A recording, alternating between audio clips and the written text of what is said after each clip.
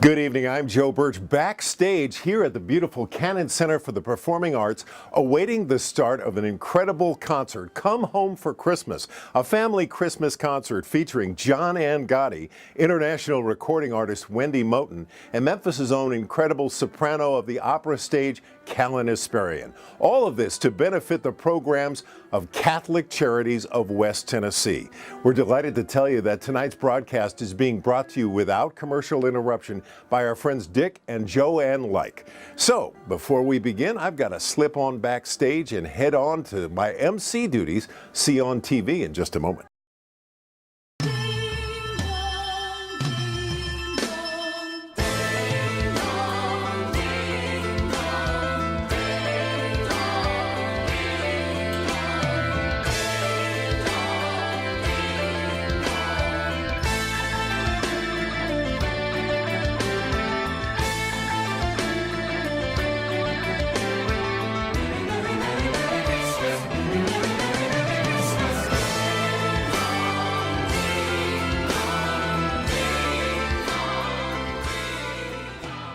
Ladies and gentlemen, please enjoy tonight's concert with John and Gotti and friends.